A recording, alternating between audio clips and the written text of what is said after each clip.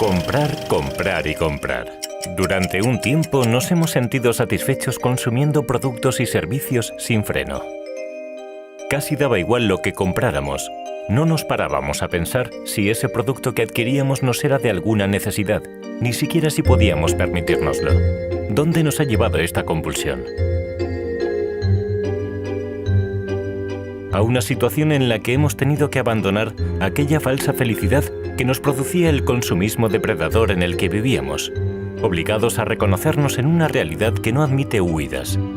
1 de cada 4 personas está sin empleo y cerca de un 20% de los ciudadanos de nuestro país vive por debajo del umbral de la pobreza, por no hablar del deterioro medioambiental que sufrimos. El consumo es necesario. Debemos seguir comprando y consumiendo para cubrir las necesidades que tenemos en nuestro día a día, pero nos conviene reflexionar en qué y en cómo lo hacemos. A la hora de tomar decisiones de compra, hemos de tener en cuenta aspectos obvios, como el precio, sin olvidar que un producto o un servicio será bueno para nosotros en la medida en la que contribuya a mejorar nuestra calidad de vida durante el mayor tiempo posible. Esta reflexión sobre qué criterios seguir para comprar un producto no recae solo en el ciudadano, sino que es competencia de diferentes agentes sociales y económicos. Administraciones públicas.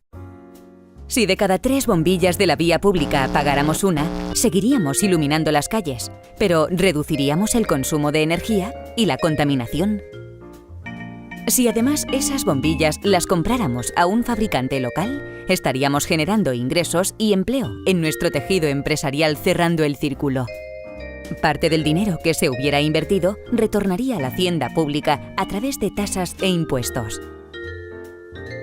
Las administraciones, dado su carácter público, deberían de ser un ejemplo para los ciudadanos en la gestión de los procesos de compra, apostando por bienes y servicios que repercutieran de manera eficiente en la calidad de vida de las personas. Fabricantes. Juan es fabricante de calzado y se da cuenta de que no puede competir en precio con los productos que se importan de algunos países. ¿Cómo actuar frente a esta situación? Analizando y trabajando más sobre el proceso de diseño y producción de sus zapatos para que cuando lleguen al comercio y el comprador se los pruebe, le ajusten perfectamente, comprobando que tienen calidad y son confortables, predisponiéndole a pagar más por ellos. Compradores. Los empleados de esta empresa han de utilizar equipos de protección durante el desarrollo de su trabajo. Mario y Ana son los responsables de compras y deben decidir qué cascos adquirir para los empleados de planta. Hay 2 modelos y ambos cumplen las normas que les son de aplicación, pero uno, aunque es algo más caro, dispone de un sistema que permite ajustarlo a la cabeza de los trabajadores. Antes de decidir, hacen la prueba con un empleado. El casco que no dispone de ajuste no es cómodo y tiende a caerse. El que dispone del sistema de ajuste es mucho más confortable y seguro para los trabajadores. Optan por comprar el segundo, asegurando así que lo llevarán siempre puesto, ya que no les causará molestias y evitará las lesiones derivadas de posibles accidentes. Consumidores. Esta noche Sergio y Teresa van a cenar a casa de Santi y Cristina. Santi preparará la cena y va al supermercado a comprar. Sabe que Teresa padece intolerancia a los lácteos, por eso ha de asegurarse de que los alimentos que compre no los contengan. Pero no es fácil, ya que las indicaciones de las etiquetas no son claras. Tiene que consultar cada opción a los empleados y expone su queja por la falta de información en algunos de los productos. Vuelve a casa y empieza a preparar la cena.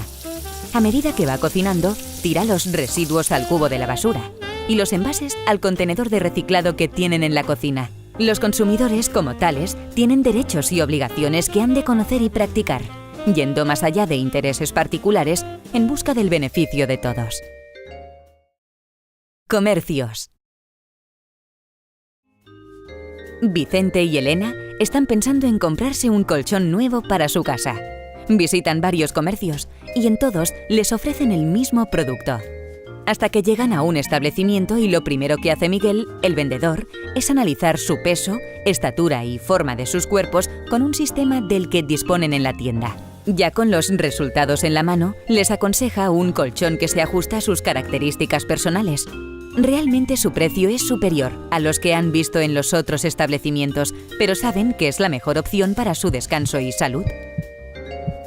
Miguel ha sabido analizar las necesidades de los posibles clientes y les ha propuesto la mejor opción para ellos.